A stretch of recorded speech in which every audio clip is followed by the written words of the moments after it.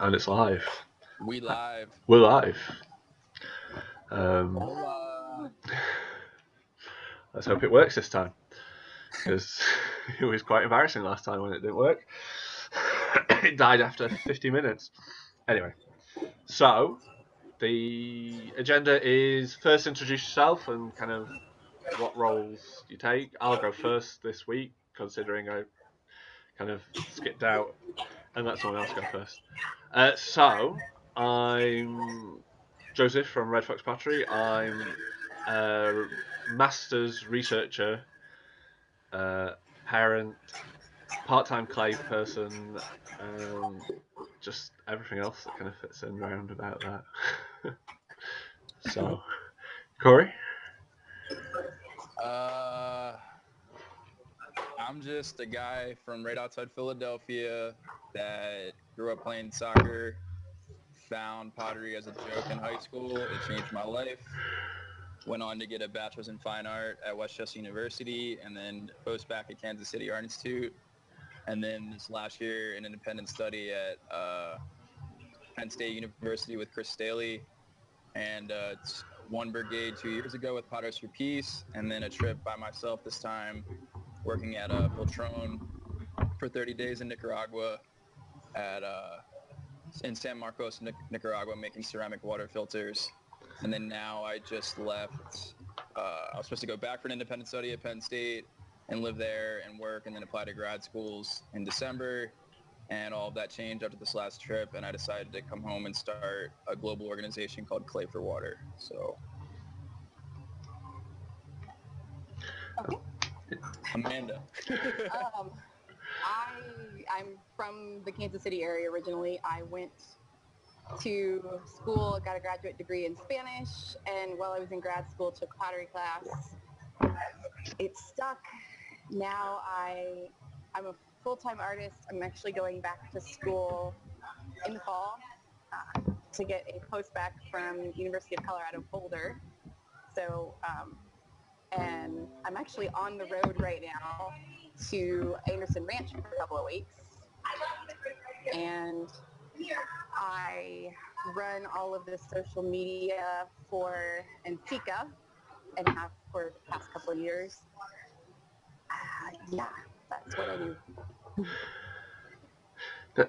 Yeah, I did the social media for the conference in Wales that was a few weeks ago, and that was something else. I'd never run anyone else's social media before, and just kind of got dropped in the deep end. Turned up on the Wednesday. They went, "Oh, you're a volunteer. We want you to do the social media because that's what your research is in." So.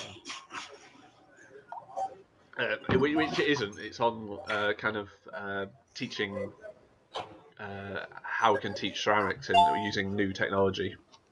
So that's how all these kind of why I want to do these talks, because I'm really interested in kind of how we can use these different technologies to kind of use social media and things. Anyway, so kind of I put together the title of Scale of Production because it's one of those things that everybody talks about, that you think about. And when I first started doing pottery, I had my own business, and I started trying to do production style pottery and just completely failed at it. And yeah, it's kind of there's other things that kind of you do as well as making. I mean, making's only a very small part of what I ever did and what I still do. Kind of a couple of days a week here and there, but it's let's see. Formulate that into a question. Put this statement into a form of a question. I write down all these things and then completely forget how I want to ask them as a Do you have the question. list in front of you? No, it's in a sketchbook come somewhere. on. I know, it's terrible. I've got so many sketchbooks and I forget where I put them all. Kind of scatological Well, when brain. you were Really just saying stuff, all I could think about was one word and balance. So Yeah, maybe we could talk about balance yeah. and Amanda, I'll put you on the spot first. Why don't you talk about balancing, and you can relate to me. I mean, we're the same age. Like balancing. I mean, we just went through it, and you're actually no, you're. I just went through it, and now you're, you know, still going through it with starting this post back at Boulder, and you already told me you're gonna have to find, move into a new area and having to pay, there's obviously bills. Kudos to you for just not taking out loans and getting a part-time job. So it's like, you talk about it first, and then I'll talk about balancing work and school and making and selling pots and social media. I tend to divide my day. I'll spend at least previous to now, before I moved, I was spending my mornings. I would wake up, do all the social media stuff I needed to do all my emailing, everything right when I got up. And then I go to the studio and do all my studio stuff. And until the probably May, I think I was teaching in the evenings. I was doing community college and teaching Spanish. So my day was divided into 3 shifts, where I would do social media, clay, and then teach. And having that structure really helped me get everything I needed to done every day. And I'm going to have to obviously find a new structure once I get settled, because I'll have my post-bac, the classes at 9:30 in the morning, Tuesdays and Thursdays. So I'm going to have to probably restructure and do clay in the morning, and maybe start doing the social media in the afternoons, and whatever kind of work I end up doing, change that up. But I work really well under some kind of self-imposed structure. Yeah.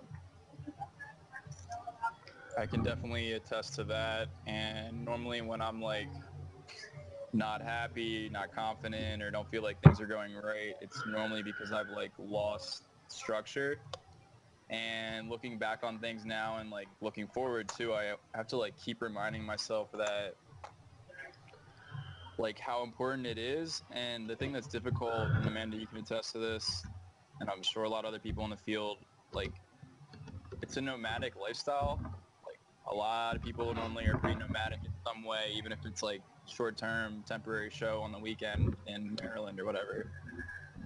So like I grew up in right outside Philadelphia in Downingtown, and then I moved to Westchester. But just like within Westchester, I moved in that town like 3 times. It was just like new house, then apartment, and then like different sleeping arrangement, different roommates, different kitchen, different schedule, and like just that alone, you had to quickly change and learn to adapt. And then it was Kansas City, and then Nicaragua, and then Penn State, and then Nicaragua this time. And it's like I can look back and definitely attest to all those situations and experiences. Like they've all like sucked, but then I've grown so much like from them, because you get out of your comfort zone and you have to like come up with a different structure. And the thing is, like, normally the structure is pretty similar to the last place you were at. It's just a matter of like it's different, and there's different places, and there's different commutes, and there's a different job, and there's a different boss, and there's different friends and different teachers. And then you got to like adapt to all that stuff, which is not easy. And if you don't, like I said, which I haven't at most of these places, you like fall into craziness. I don't know. Yeah, Your place is sounding like a party over there, Amanda. there's people here. Where are you? A bar or a Starbucks? It's called Yeti something. Yeti. I can't even. I think it's involved with the Yeti Brewing Company, the Great Divide. Classic. It's just a coffee shop in Vail. There's some kind of art festival going on outside the window that I can see. Yeah, you got to recruit some people from the streets on air. Maybe I can show you guys this. There's a giant bouncy house out there. I don't know if you can see it. If we have Wi-Fi, you should go out. Yeah. There's like a jazz band going on right now out the door. So it's just kind of crazy. I just stop while driving. I'll talk a little bit about my kind of bad balance. I mean, I tend to only work in. I can only work on my clay really during school time. So when my kids are at school, so my kids get up in the morning, I get them ready for school, blah blah blah, and then I have to cram in research and everything else into a day, and I try and link the two together. So use research time to kind of make clay and talk about clay. And, but over the summer, it's summer holidays now, so we're kind of focusing in a bit more on the writing side, and it's hard because I like getting my hands dirty. For sure. Yeah. Yeah, I can't imagine trying to do this with kids. At least as far as I've been doing it now, I people who have kids and manage to balance everything amaze me. I think I honestly would give up. I'll say that on there. I wouldn't do it. So I don't run it as a business. I have a project that I give away pots that have bits of writing attached to them, and people have to give us a bit of a story once they own the pot and things. So it's a bit about. It's like a collaborative story because I do lots of written work as part of my degree. It's kind of slowly starting to seep into my practice. So I tend to plan the day around the fact I've got 1 hour to throw and I can throw 12 pots in an hour, and those 12 pots I want to be good enough to have a story about them. If that makes any sense. So yeah. I'm gonna be the devil's advocate on this, and that's what I'm like being everywhere I go now. So sorry if I come across as strong, but I'm telling everyone to like pretty much quit their jobs and do what they want to do. So I'm gonna put you on the spot and ask you, what'd you say you do full time? Like, what do you, for income? For my income, Yeah. I have a part-time 10-hour-a-week job at the moment. Word. Yeah, and my wife is a full-time student, so that's where most of our money comes from. So I can't quit her job. Oh man. She's a student nurse, so she's sat on the sofa next to me, but she doesn't want to be on shot, so she's just over there. She's studying to be she's a student right now. Yeah, she's a student nurse. And what is? Oh, okay, for nursing. Yeah, she used to be she's qualified potter like me. So. And what's her name? Anthea. Anthea? Yeah. And what does Anthea think that you should do for a full-time job? Because you obviously love making pots. Just curious. What do you think I should do as a full-time job? Because I like making pots. I think you should sell some of the pots you make and stop walking around house and garden with thousands of pots. There's a fair few outside.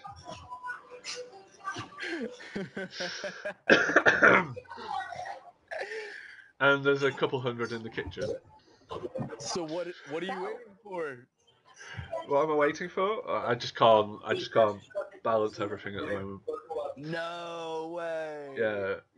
All right, so Yeah. people always say the first thing you got to do is make a sacrifice and make a decision.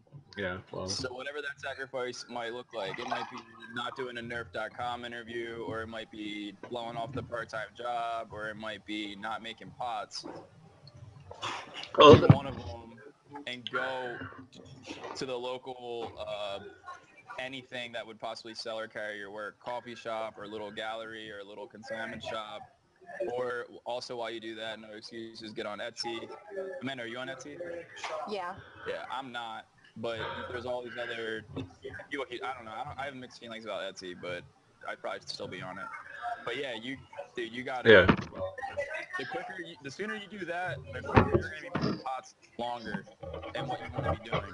Well, the thing is, I did have a shop for a while, for a year, and I was a full-time potter, and it didn't go too well. So it's hard to do because you have to do everything. You have to market. You have to photograph. You have to ship. You have to do all of the parts, and that takes up a whole lot of a lot of your time. I know I also divide my days, and I'll do like 2 weeks of throwing, and then I'll do decorating, and then it'll become a weekend of photographing and Yeah. applying to shows and marketing and shipping.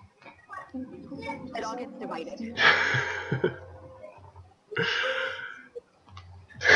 Sorry. I only just. It's only in the last. Why don't you sell? Are you trying? Okay. So we do have a question from Judy. Why don't you sell? Are you trying to get? Are you trying to get your work to do something it isn't? No. For a long time I wasn't happy with my work. I mean, when I left university, I was gas-fired reduction, and I quite enjoyed that work. And then I moved to electric, and I've only just 5 years on found some work, managed to make work I'm happy with. So Yeah. that might be the trigger right there. You might Yeah. not want to sell whatever's sitting around because you're not happy with it, Yeah. which I can attest to that. I'm sure Amanda can too. But my philosophy has always been like, shut up to myself and to you and everyone else, and like drop whatever ego or whatever the hell is holding you back, and do what we just said. Like, because Yeah. the reason why, like, people have given me shit at all these different places I've studied for like selling, you know, not necessarily like great pots. And trust me, I'm not going to sit here and say it's like not valuable to put out the best work. Like, you definitely should. But just for example, growing up and being young, like I had these little, if you will, garage sales, and like sold pots out of my parents' garage. And guess what paid my tuition and allowed me to keep making and keep going to study? Yeah. And I'm not like sitting here like trying to say that you should do this or do that and make it, like, it's just, that's like facts. Like, if you sell a pot, even if it's a crappy pot for $10, that's $10 that you don't have to try and make it at running food at Otto's in my case. So that's where I like just left everything, because that's what I'm gonna try and do. Yeah. Like, for, you know. Yeah, I just financed most of my move by selling tons of work that normally I would smash $5 a pot at a yard sale. People bought it. Yep. Paid for gas. Yep. My ego had to go away. Yeah. And I just had to do it. Good for you. Yeah. I mean, my intentions at the moment are to finish my masters, That's always good. which is January. My deadline's January 4th. So Sell some pots along the way, man. yeah, Do exactly. you have to write a thesis, or you? Yeah, I have to write a 12,000 word thesis. How much is 12,000 words? How many pages would that be? I don't know. A few. A few? A few. Mine was by page count, so I was like, I had to get 80 pages. I have no idea how many words it was. Let's have a quick look. I get away with. You see, if usually it would be 30,000 words, but because I'm doing live practice and I've got videos and Yeah, you've got everything. projects that aren't written. Yeah, exactly. I've got so much stuff to go in. It kind of increases the count of the words and these tweaks, and you might actually be close to 12,000 words. Yeah. It isn't. It isn't very many words when you get down to it when you start writing. It's really not. I know. I sometimes have to write 750 to 1,500 word articles, and I'm like, that's not all that. Can I condense what I want to say down into that amount? I need more words. My problem is I tend to kind of fit everything in a smaller space, and it's not sensical anyway. So,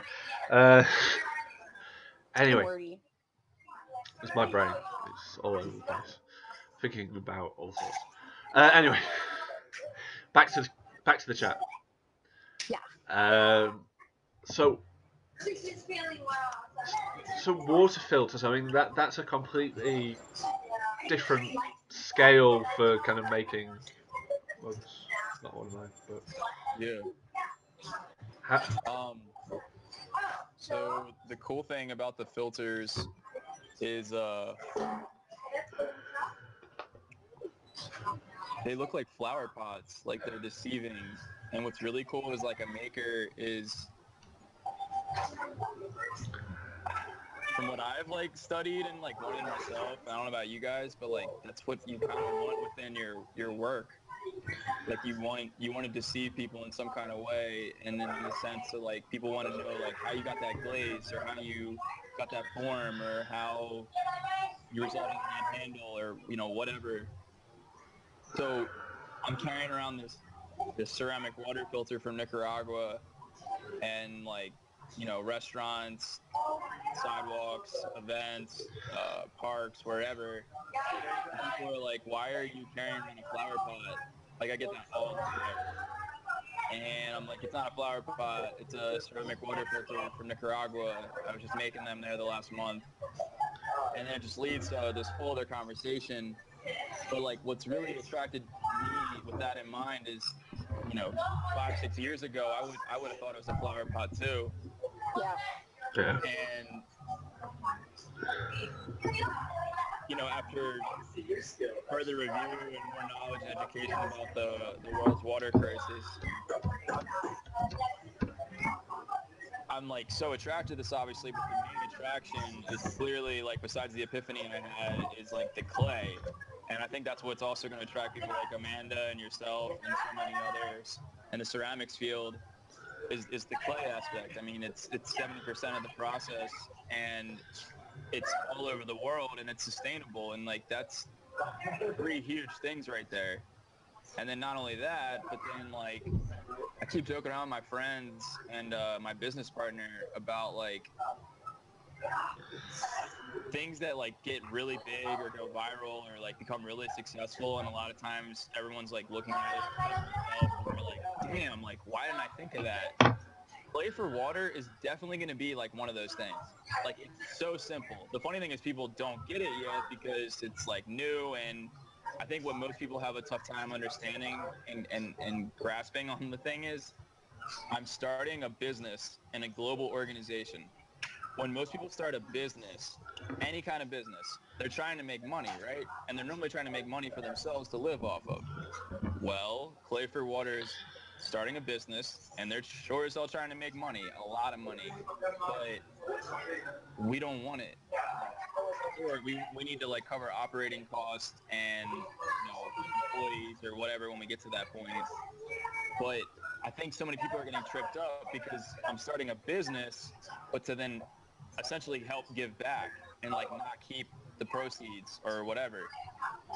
And not only that, but what I'm ultimately trying to do after we get big and growing and get enough potters is this is what you hear so many potters talk about, and teachers and mentors and books and whatever, is how to get pots to the public or how to get pots to the people, and like finding different ways to do that. And clearly, nerf.com is now one of them, and Twitter and Instagram and Facebook and whatever. Well, guess what? Play for Water is going to be another avenue where we're going to get it into restaurants, we're going to get into churches, we're going to get into schools, universities, galleries, private homeowners, but in a different situation where we're representing great pots and great work and great ceramic artists and people, but then all for this overall goal. And it's different, but it's also like not anything crazy or different, It's simple. Yeah. So how long does it take to make a water filter? God. When you say that, I think of like the question that we all probably hate and can't stand when people are at a show or a sale and they're like, how long does it take to make this? Yeah, but So for you guys and for anyone watching, the best way I've found to answer that question is I read from someone. For me, I say 12 years. And they're like, what? And I'm like, well, I've been making pots for 12 years now, and I studied here and I studied there and I went here, and all those different experiences and influences and all these, failures and mistakes that you don't see in that cup or mug right now have led me to that mug that you're talking about right here. So that's like 12 years.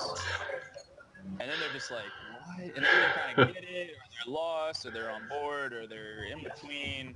And then I kind of just hit them with the selling point like right after that while they're like dumbfounded about 12 years. I had this conversation last night. Yeah. Yeah. Yeah. So, like, what kind of clay are there? I don't know crap about the water filters. What kind of clay is that? How do they work? Yeah, so, Explain this. well, this is actually, and B. Harper's like asking me now, this is funny. Let me respond to this really fast because it's going to hit right on the note.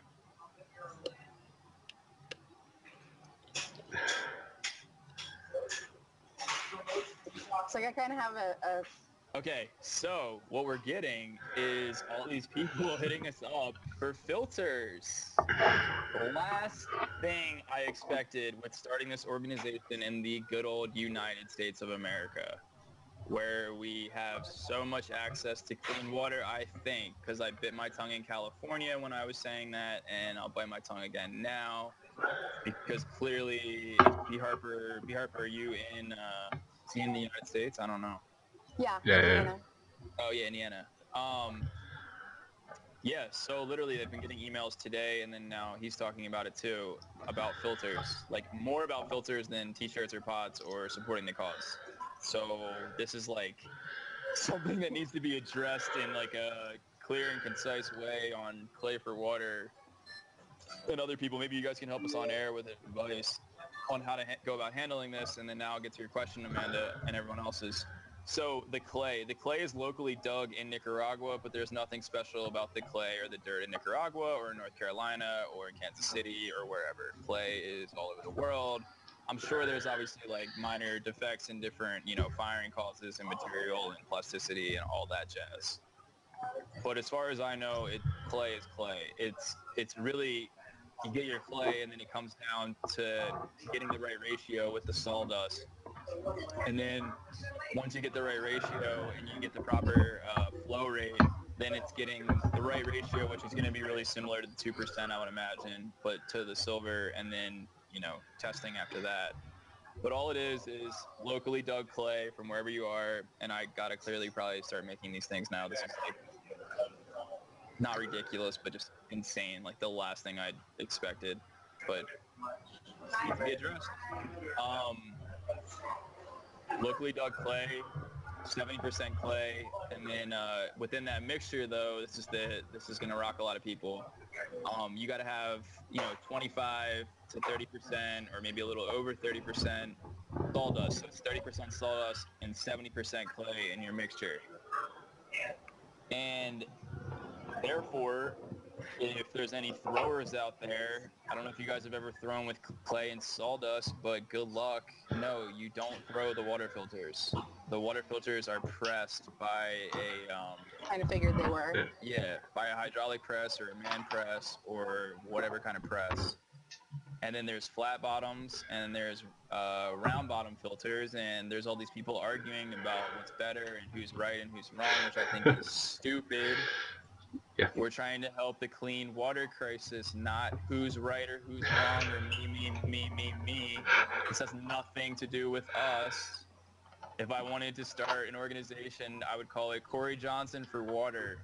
It's not called Corey Johnson for Water. It's called Clay for Water. So, God, I wish we had some of these other people out there from these organizations so I could put something in their ear, man.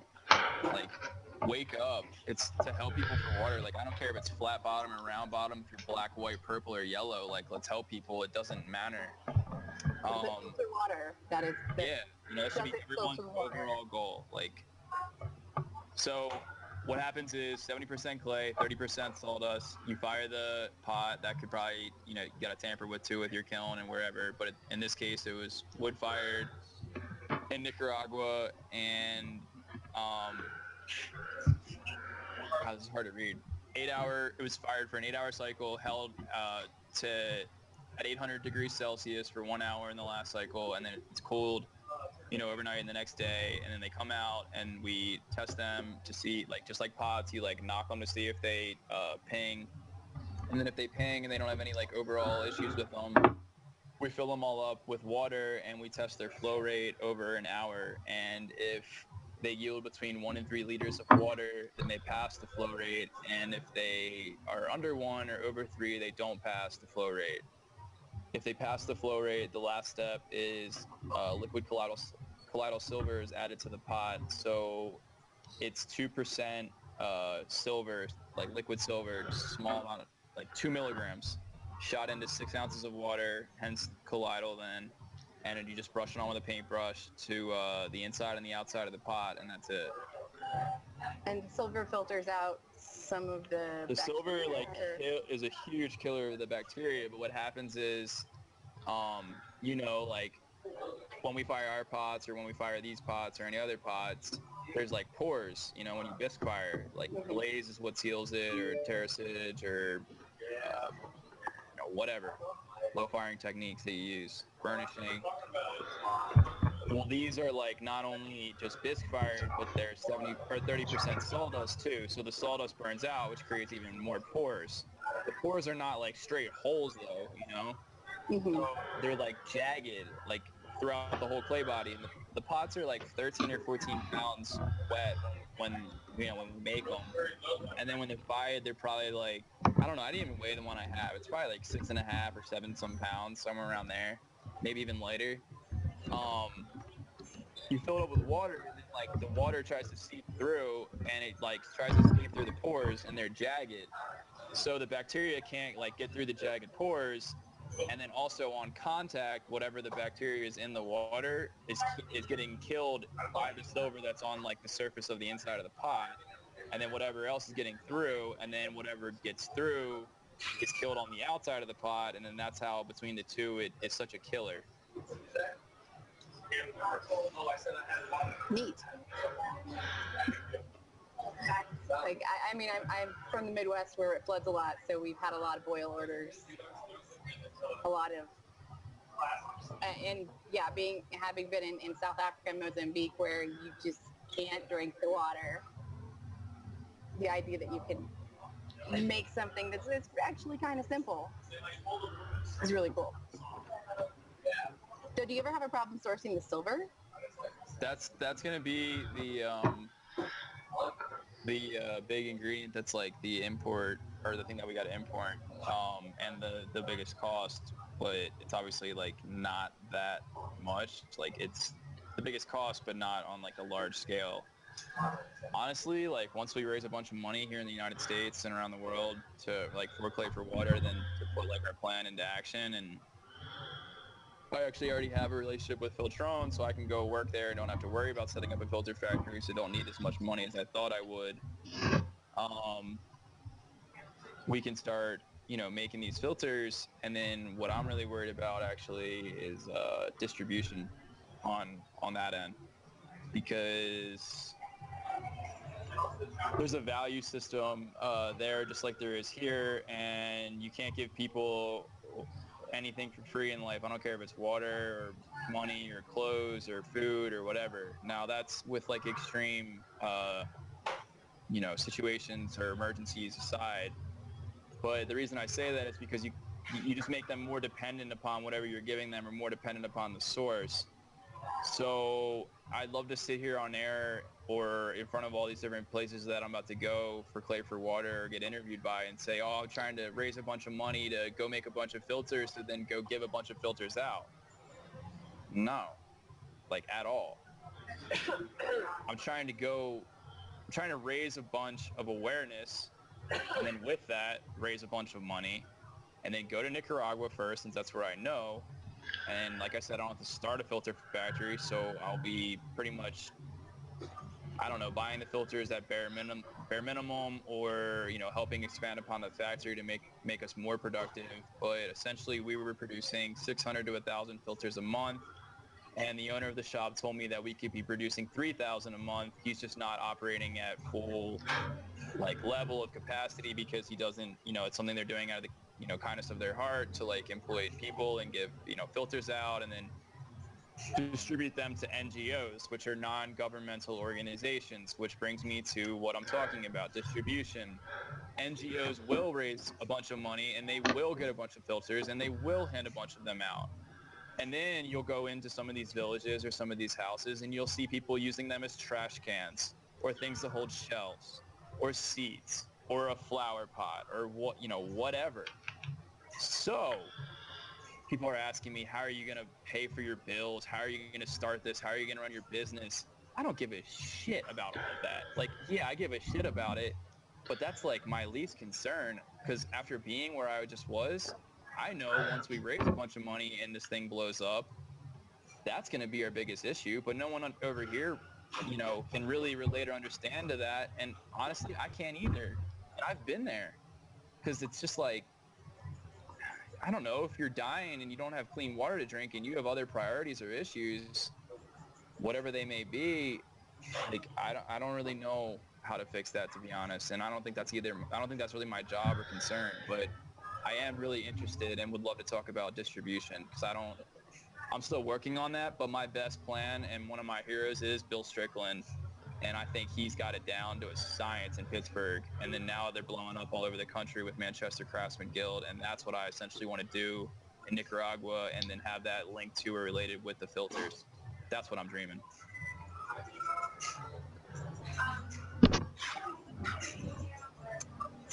I think that's actually the problem with most, not just nonprofits, but anyone who does art, is you can make all you want, but getting it out there is where you run into everything. It's all about the distribution, which whether that be marketing or selling or whatever. Yeah, definitely. Marketing, just educating people in general is such a tough thing to do, really. Especially about handmade pots and how much work's gone into them, and then water filters is a whole new game, isn't it? Where you've got to educate people in America that you're trying to raise money from, but you've also got to educate the people on the ground that the filters are going to go to. Because I can't tell you how many people have actually asked me, standing there holding a mug, saying, "So can I use this for coffee? Is it okay if I put something else in it, or is it just for coffee?" Yeah. And my heart kind of breaks because it's a mug. And the idea of a water filter that no one has maybe ever seen anything like that before, trying to teach people how this is used, what to use it for, if some of the general public can't even comprehend a mug. Yeah. I mean, I'm typing away here. I guess we might as well just talk about it. But yeah, another question I keep getting is like, you know, how do you know it works or it's filtering, right? My first response to that is when you're living in this developing country and say you're walking 3, 5, 10 miles a day and you're still getting diarrhea from the water you're drinking and like possibly getting raped on your way to get the water, you don't really give a shit what option comes by at that point, whether it's a filter or some kind of a straw or some kind of well that they drill in your community. It doesn't matter. Like, the water is probably going to be better. So with that aside, I'll start saying they're proven to work, you know, like Filtrone's an establishment. That's why I plan on working with them. And then from there, developing like our own filter factories. And then from there, we'll constantly have tests on the clay and the sawdust and the silver and the pots that we're making to make sure that they do work. And it's just one of those things like we're talking about right now. Everyone's obviously going to have those questions, and I'm not knocking them or myself when I have them, you know.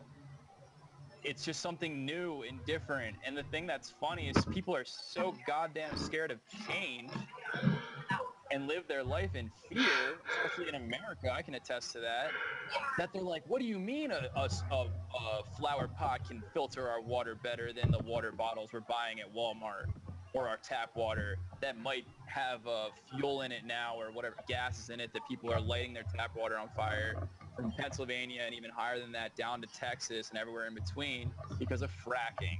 So we're talking about how do we know it's safe?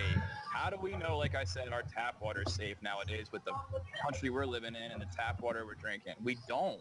And I'm not trying to sound like a bully or someone that's mean, but seriously, like, when's the last time you or me, and sorry if you do, kudos to you, but run a pH test under your tap water or in your Aquafina or Fiji water bottle that you just bought from Walmart? Because I sure as hell don't and never would think to do it.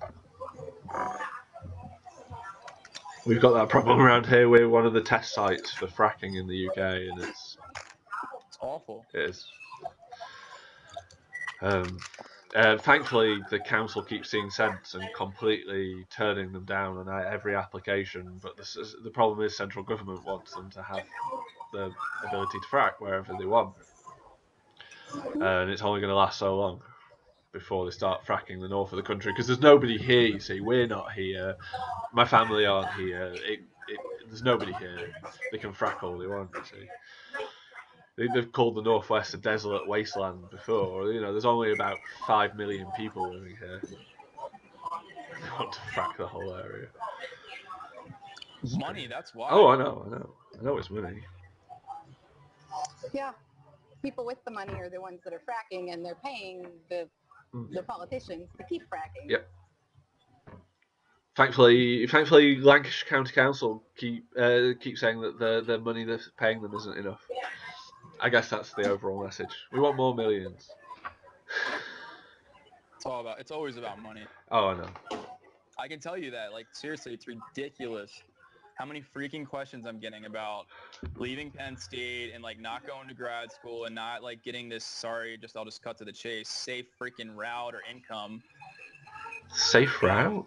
What's that? Yeah, right? Especially in ceramics or art to begin, like, Because I don't know. there's I guess a safe route in art. the sad thing is, maybe Amanda can attest to this. I feel like that's our only go-to as, like, young people when family and friends, like, ask us, like, well, how are you gonna, like, what are you gonna do with that degree, or how are you gonna make money at that, how are you gonna make a living at that? It's like, for years I just been like, well, I'm gonna be a teacher. Oh, nice. Do they have that? Yeah, they do actually. Yeah, I'm gonna go get my master's for a master. What? I got a master's in pottery. They have that?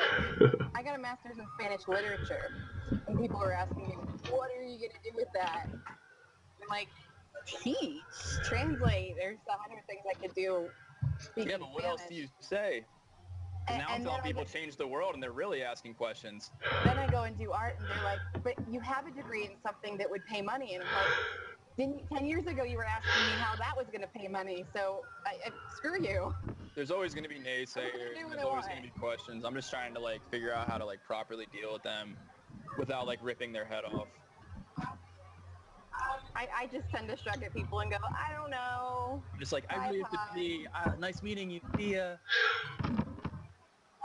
A lot of times I'm like, I guess you're right. I should do something worthwhile with my life. Go away. So the worst part is, the people that are full with all these questions are the ones that hate their jobs and hate their lives and don't do anything interesting and never found a creative outlet. And if you talk to them and you just, like, try really hard to bite your lip and answer their questions and then just, like, ask them about their own life, which people love to talk about themselves. I love to talk about myself. I'm sure you guys do too.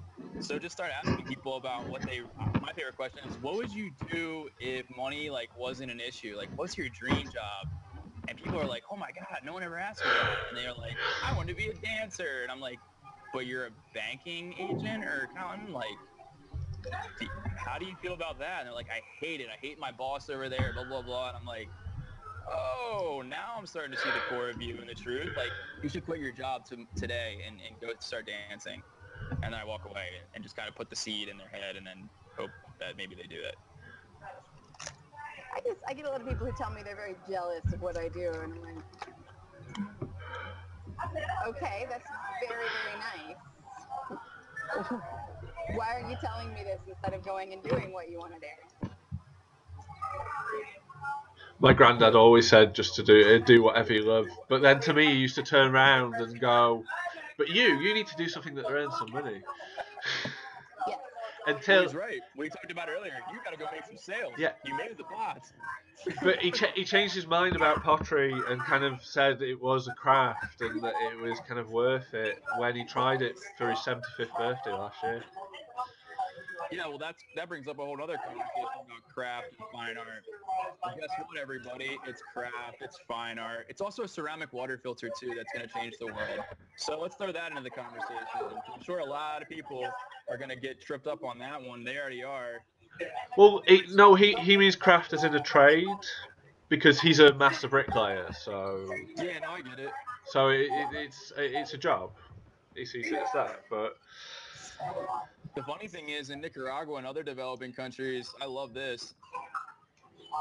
You're, like, considered like pretty high up in society because you're a craftsman. You got skills. Like most people don't have anything. They can't read or write or don't have a skill just because they never were educated. So if you are educated or blessed to have found pottery or whatever your skill or craft is, carving rock, you're making a living for yourself and your family, and you're doing better than most people. But here in America, it's like, you do what? You're an artist? Or you're studying pottery? It's I like, didn't know people could do that. yeah, I heard that one. sorry if I sound, That could be a job. I got like a chip on my shoulder about it because half my mom's side of the family is like on me about it. And it's just like, even more now starting this organization, and they're just like sitting back with their legs up wondering how the hell I'm going to do it. And I'm just putting my head down and working. I could care less. Like, and they'll just see. And that's all I can do. Like, I try and talk to them about it or tell them like the plans. Yeah. They won't. They never have. And if I cared about what they said, I would have stopped making pots years ago, you know? Yeah. Yeah. Sometimes I question myself. Some days I'm just like, why am I doing this? Maybe I should go get a job that pays the rent. And then I think about what that job would be and how I would feel about myself. I'm like, no, I'll just eat macaroni and cheese for another month. It's okay. Yeah, you just got to find a way to make it work. And like, actually, I think about Chris Staley when I say that, because we had a conversation like towards the end of my time there, and we were talking about just like life and planning, and I was like flustered and stressed out. And I said something about like, yeah, I just, I got to get my master's so that I can teach, and then, I just got to find a way to like make it all work. And clearly, like, the sad and funny thing is that's like not even me talking. That's like all these other people's opinions like saying that. And then now me talking after this last trip and this jump to start this is, and Chris's response that day is, you've been making it work. And I didn't really know what he meant right then and there. And I was kind of like, dude, like, why would you say that? But he's right. I have been making it work. And I've seen the difference in myself and my work because I've stayed engaged and plugged into these places. And Amanda, you can probably attest to it. Like, the people that drop out of like school, like even after undergrad, or like the local pottery guild or residency or post-bac or, masters or whatever, if they stop like being engaged in any kind of way or more ways than one, they normally, them and their work are making work like fades out pretty fast, because what ends up happening is they get caught up in this thing called life. And then, it's hard enough to make work as it is when you are a full dedicated potter artist. Like, there'll be plenty of people that'll tell you that. Like, it's never easy. So let alone trying to do it, when you're balancing 6 other things, or you're on the fence about it, or, whatever,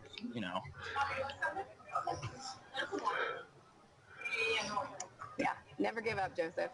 Yeah, you gotta, like, send me some images. Me and Amanda will make you an Etsy account, like, right now, and push to sell, like, a pot for you on Etsy, like, within this interview, and probably do it. Not right now. Maybe later. My images are all over the computer. I'm just messing with you, but you need to get something up. I know. Especially with starting this, because people are going to be asking, like, oh, how do I get Red Fox Pottery's work? The dude from Nerf. And you'd be like, oh, I have all these pots in my garage, in my kitchen, and my girlfriend, and at CJ Pottery and at Amanda Bar, like, tell me to sell my pots, but for some weird reason, I just don't. So sorry, but I don't have any way to sell my pots. I already have that all the time because I live stream on. Oh my god, even more reason to do it. I have a live stream on Meerkat, and I live stream whenever I'm working, and every time I get, where can I buy your work? Sell it. Sell it while you're making it. If someone wants to buy something that you're live streaming, go ahead and pre-sell it. Say, okay, it's yours when it's finished. Marketing tactic. If you can market it live streamed, I think Michael Klein does a lot of meerkatting too. He does. Like, if he could sell a pot while he's making it, that's bank. Yeah. If that's the way you can market, if you can sell it while you're Michael creating Klein's it. making pots and selling them as he makes them?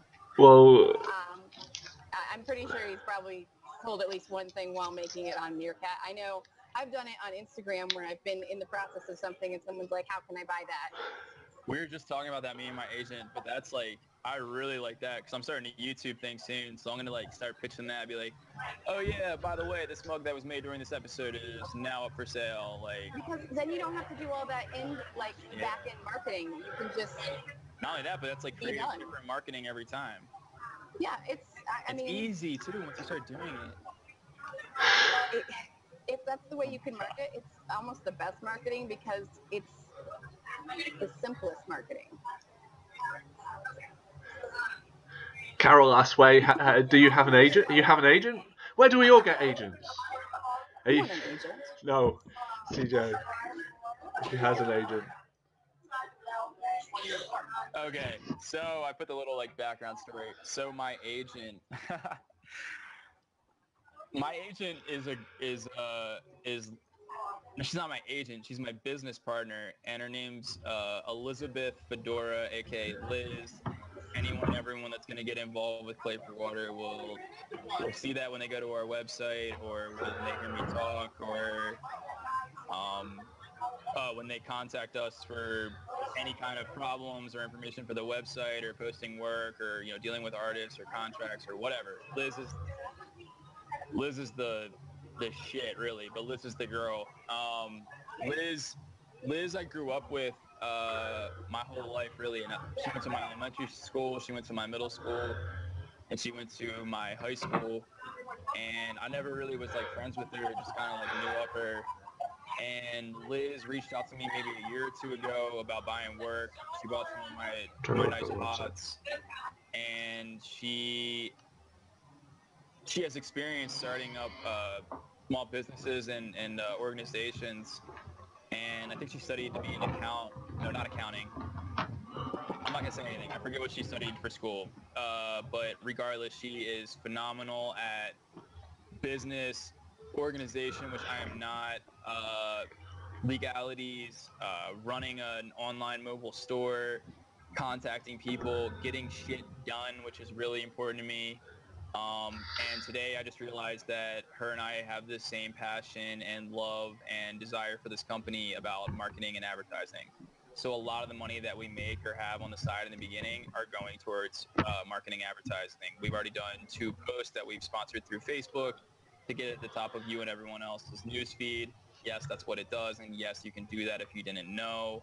It's not that much money, but it's really important, especially in the beginning stages of starting an organization or starting out on a social media platform. So that's why, we're doing it. And not only that, but that's where, a lot of people are, but especially the younger generation. And guess who's going to be our customers and our market?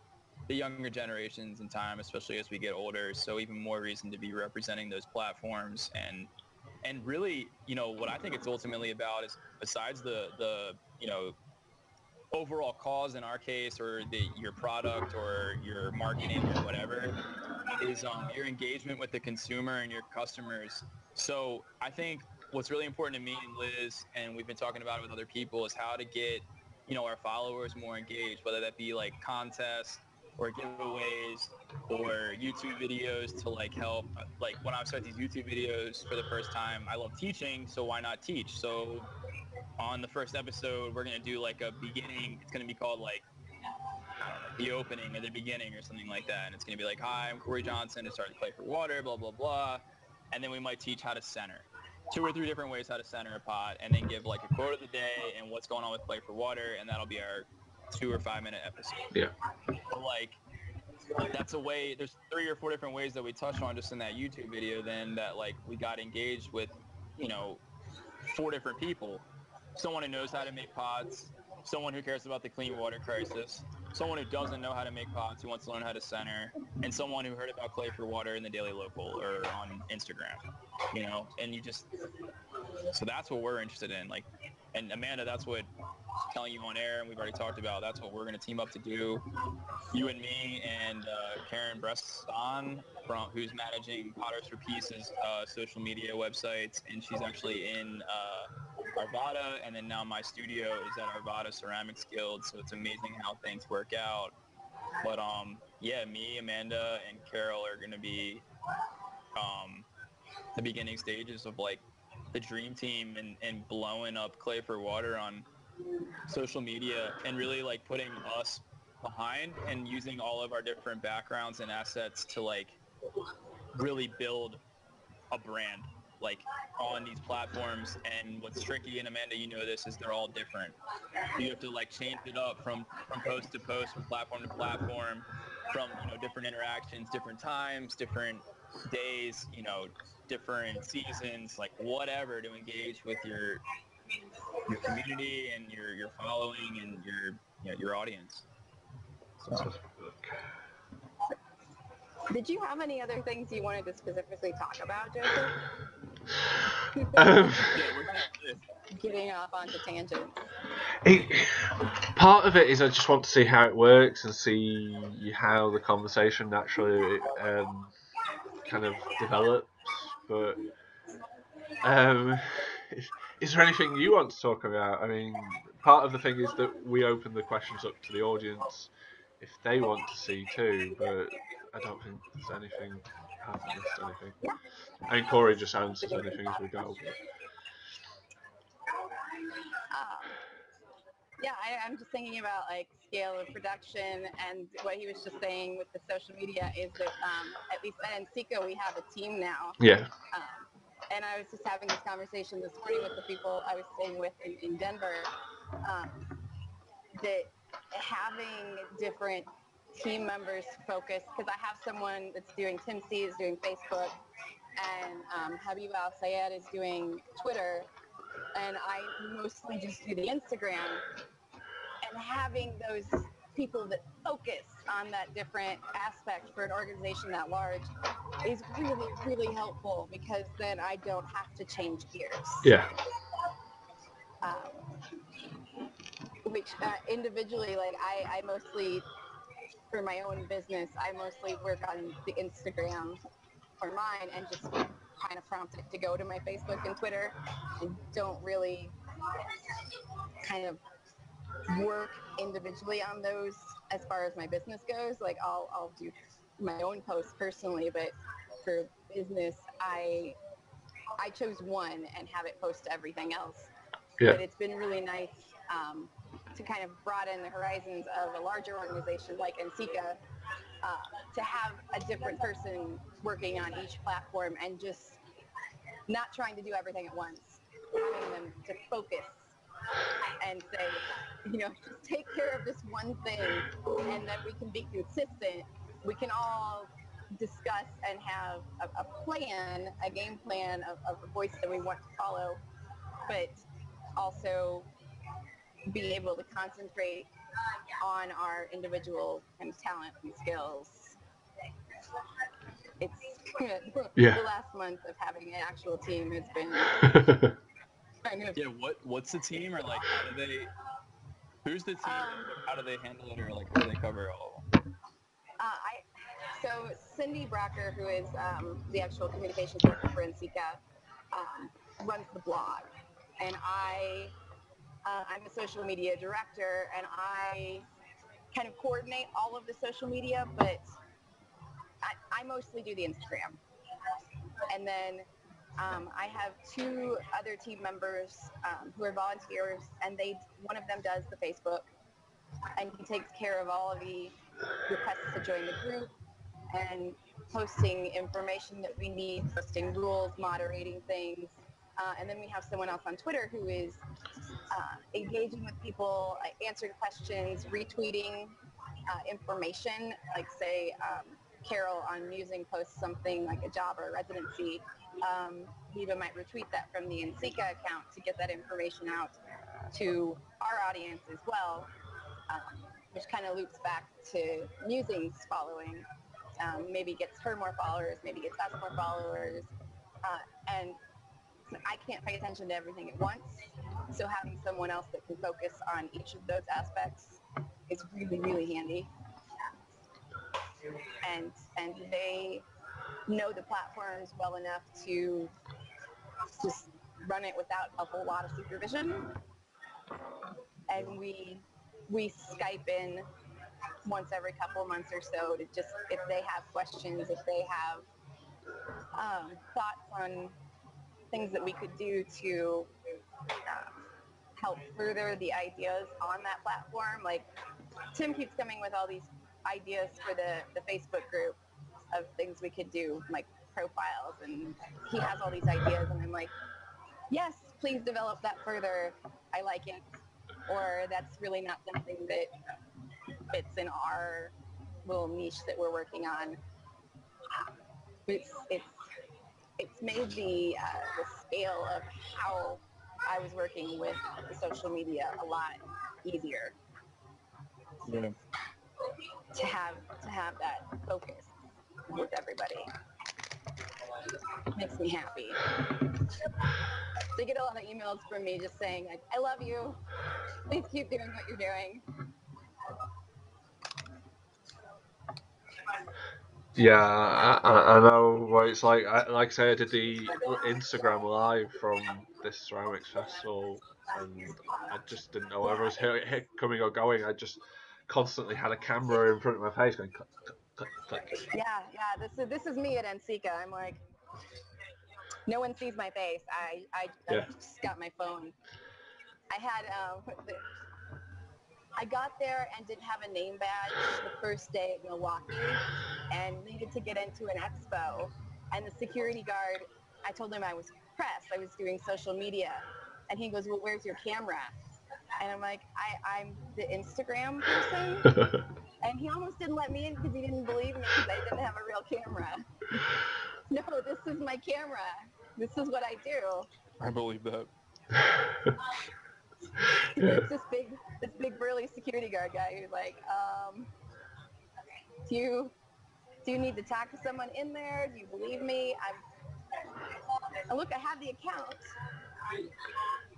So, Art by Fuzzy. Yep. Is your name Brandon? Art by Fuzzy? I want to say it's Brandon.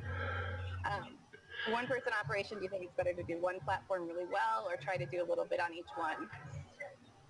So yeah, I agree with what Corey said. Like, do one really well, and then if that's working out for you, branch out. And I tell people, and Brian told people during our panel at start with Instagram. It's visual. Yeah. It's easy for people who do art. We're visual people, and it's point, click if you don't want to mess with the camera. And you can send it to all of the other platforms if you want to try them, which is what I do. I just forward it to Facebook, Tumblr, Twitter, whatnot. But I've read, and I was just talking with my agent or business partner, that you should not do that because, like I was saying, you need to like vary the post to slightly different or maybe majorly different from platform to platform, which is like a huge learning experience for myself that I'm still tweaking and trying to do. But the easy thing is you cover all the platforms right there on one, because what's happening is kind of the starting point. Yeah, I'll post something epic or whatever on Instagram and Facebook and then not do anything on the other one and forget. And then next thing you know, I'm like 5 or 6 posts ahead on Instagram than I'm on Facebook. So perfect example, I'm starting Clay for Water. It's like Instagram and Facebook and running all that. And I'm like featuring, I don't even know how many I've featured already, maybe like 10 or something, like artists that are going to be a part of it. And I posted all of them on Instagram and everyone's getting hype. We're building a following. We're getting all this great response. Maybe it's not going to be a problem now I think of it, but like strategically to just like keep having the content flow and do things, I probably should have been posting on like at least Facebook too.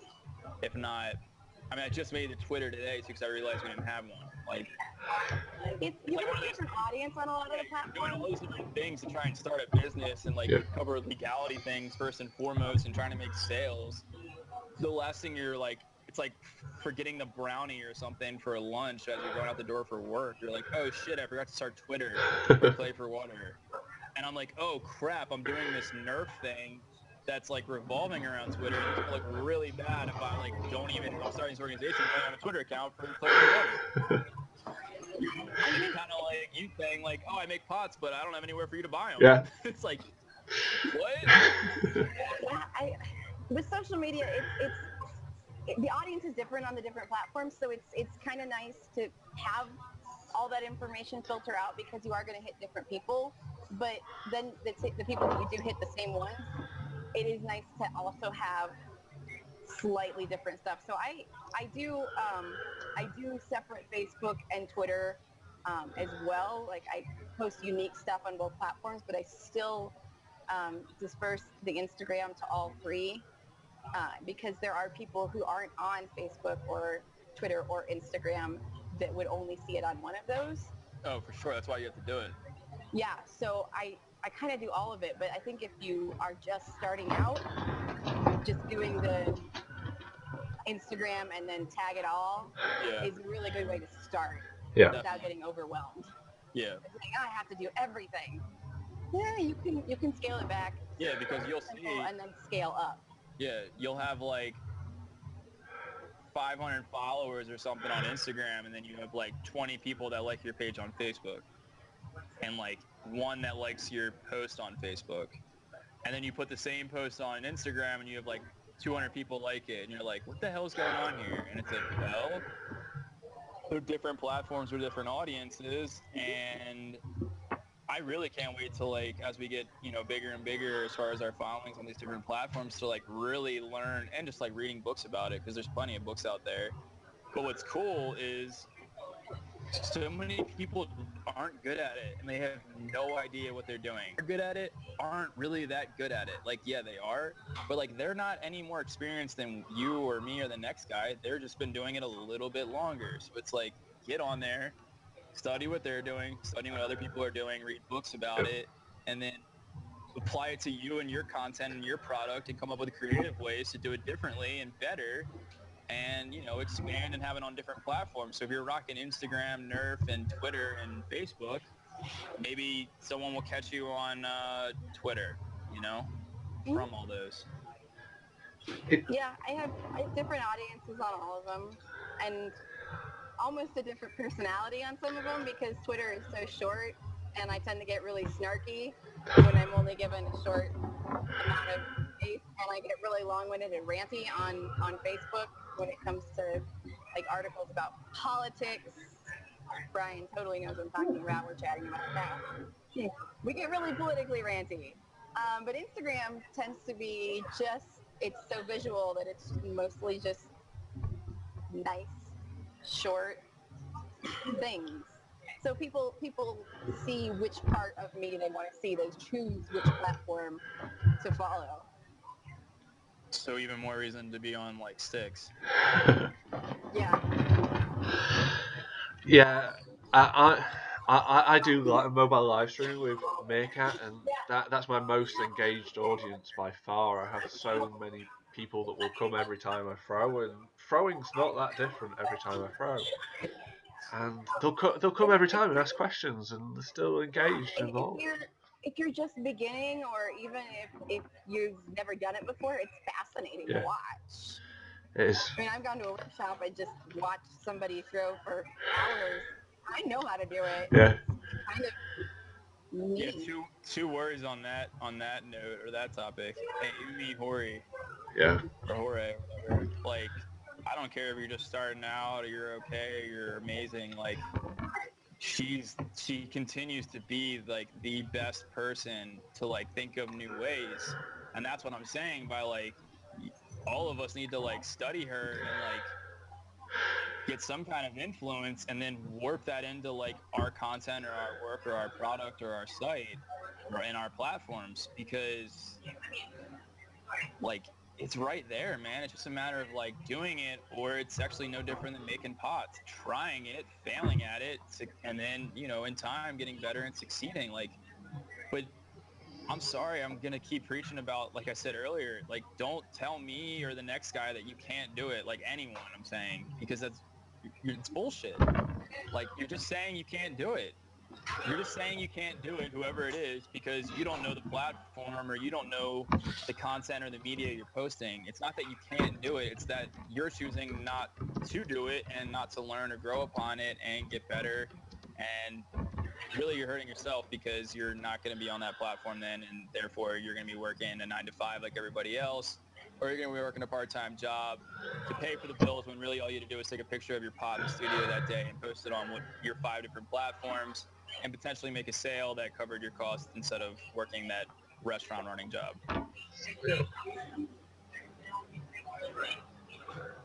Sorry, I'm just looking at Ayumi's profile again. McDonald. Yeah, I get Coca-Cola. Sponsored post by Yeah, Coca-Cola. I got a dryer. What is it? The Snuggle, whatever the dryer thing is, like a softener ad with a teddy bear and stuff in my Instagram. This is why I don't have actual TV. I don't want the ads. Well, that's what they're saying is the problem with Meerkat. They've introduced like a cameo feature so you can get people to stream in, but they think it's just setting it up for adverts to sell to Facebook. So you can. What is Ello? Keep saying this. It's a little bit like Twitter, but it's not at all like filtered in the least. It's just information, and they've made it a little better. It started off and it was just so confusing, and it's got an app now, and I forget it exists. I can't, like, I don't want to say I can't because I just was preaching about I can't, but seriously, like, there's new platforms all the time. Yeah. Like, when you hit me with this Nerf thing, I'm like, Jesus, like, yeah, I haven't even heard of Nerf. Like, football, like, what are you talking There's about? one like this that's called Blab as well. I think you picked a better choice. Nerf sounds a little bit better than Blab. That might be what our thing is Blab, but... Blab is owned by Bebo. Does anybody remember Bebo? Mm-mm. That's a social media platform that died out a few years ago. Never really started. I know like one person who was 10 years younger than me that's like, I'm on Bebo, who's on Bebo? Never heard of it. And that was probably 8 years ago. Yeah, there have been others that I've joined, like I was on Foursquare for a while, and then there was Path, which was like Foursquare plus Instagram, so you checked into places with photo. It died pretty quickly. Yeah. I will always try them out, and then get bored very, very quickly if they're not interesting. I do love Snapchat, but I only Snapchat with my friends, and it's usually like I think the weird things Snapchat's that the happen next to big me. one. I think Snapchat's the next big one. I don't know if I could use Snapchat for marketing. I think it is. I wouldn't know how to use it. I think I it mostly is. take Snapchats and like, this is the bed hair I woke up with this morning. Yeah, don't do that for marketing. No. Snapchat's worth that. So my laptop's gonna die in a couple minutes. Mine's Mine's low too. Oh, okay. So, before we finish, is there anything anyone wants to add in particular about the scale of production? Allegheny Meadows. You're just gonna say Allegheny Meadows and drop the mic? Done. No, That's just all you have to say. Allegheny Meadows is like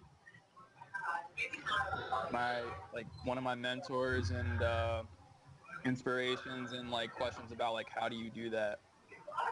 Allegheny Meadows has a big family. I think he has 2 or 3 kids. I don't know. Regardless, he's got kids. He's a full-time potter. He runs Harvey Meadows Gallery with Sam Harvey. He runs and created Artstream, the Matic Art Gallery, and does like other things besides all of that.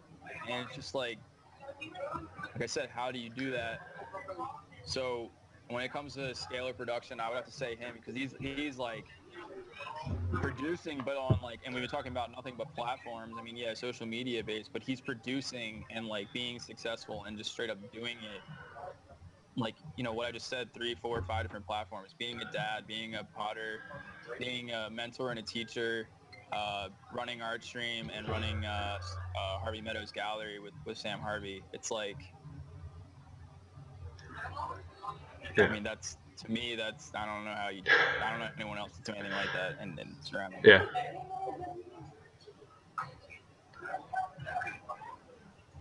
Amanda, anything? Yeah, there are a lot of people that I currently look up to what they're doing, and I think I gotta aspire to that. That's the next level in what I want to do. So I just keep saying, like, I want to take better photos for Instagram. I want to do the Adam Field thing and make all of my photos amazing instead of just grabbing a picture and Yeah. going, which is what I tend to do because I'm not really into photography and I need to get better at it. Yeah, me too. And like my pictures are more like, this is what I'm documenting, and I need to get better at making sure it looks as good to everybody else as it does to me. Yeah. Yeah, I agree. So, like that's my next. I've actually written it down. Like, this is my goal, is get better at photography, and then maybe after that, my goal is to get out and travel more and talk to more people in person, because I talk a lot online, but I don't necessarily talk that much in person with people. Yeah, you gotta do both. I get really shy. Really important. Yeah. I'm really shy. I'm not at all. You wouldn't think I would be, but it comes to actually like looking a person in the face and talking to them, suddenly I'm like, I'm really, really scared. If there's a computer involved, I'm fine. So the one thing I picked up this week that I really liked was Austin Kleon, who wrote "Steal Like an Artist," posted a good He's one. great. This week it was instead of focusing on being the noun, so being the title, focus on the verb, so doing it. I like that guy. I don't know him. His Instagram. Yeah. What's his name in Instagram? Austin Kleon. He's on Instagram and Twitter, and he's. How do you spell Cleon? Or put K-L-E-O-N. his name on there too if you want. I just Okay, chatted perfect. Can't keep up. Yeah. He's actually. So I started this Social Play blogspot, which is kind of a book club. And I did Austin Kleon's book is the book of the month for what turned into June and July. And I need to get up and write a review. But he's written several books that I just absolutely love. Yeah. Yeah. This one was one we're doing is Steal Like an Artist. Yeah. And he's just like, artists, there's nothing new. You just have to appropriate it in a way that's useful. Yeah, seriously. And admit that there are no new ideas. And the whole book is just, he just lays it all out there in such a way that you're like, you're the smartest man alive. So, for example, don't steal Ayumi Horei's work, like her drawing. God, no. You'll look like an idiot and a loser. No, but oh my God, steal her camera angles and her ideas Yeah. and her social media like ways, because they're glorious, and not only that, but they work. So you'd be a fool not to, and not only that, but no one's going to say anything to you about it because no one else is doing it like Ayumi. And that's the really sad thing I think about in ceramics, because it's like, wake up, guys, especially if you're shy, because if you don't know this, I'll tell you it, and sorry, Ayumi, if you ever see this, but Ayumi is really shy, for those of you who don't know. And Ayumi, it doesn't matter, because she's behind a screen, and she's not shy there, and she kills it. Yeah. It's finding the way to put yourself out there. Yep. Notice her camera, she doesn't really include a lot of pictures of herself. It's photographs of all of her work and everything. So it's finding that way, and for me it's being super dorky and chatty on the internet. Finding that following, and then maybe building that in a way that is comfortable for me with cat pictures. I'm cool with cat pictures. Yeah. I have a cat, but he doesn't like me, so he stays out of the way. I had another cat who used to put a head in my mouth, but that was another matter. I had that cat when I was a kid. I sleep with my mouth open and snore, and I'd wake up with a cat head in my mouth. Yeah, we were newly married, and this cat kept climbing in my mouth. All chats in with cat stories. So cat stories for another night. Your friend. So next week we've got Brett Kern, and we've got Brian Harper, which is going to be good. Oh, Same time, good time. same time next week. Awesome. Yes, I will carve out my afternoon. I will pick a really good scenery in the ranch so that you guys can all be really jealous of whatever background I have, like mountains and trees and awesomeness. I'll be with Garth Clark and Mark Del Vecchio down in Santa Fe, New Mexico. So I'll try and get them to tune in and pick this Yeah. up, because I'm sure they don't know about Nerf. Wow. Yeah, stop by Santa Fe Clay and tell everyone they're hi too. Yeah, I'm meeting Opera too, so that'll be good. Good times. All right, my laptop's totally gonna die. Thanks for coming. Thank you so Bye. much. Yeah, take care, guys. Yeah. Yeah. Take care.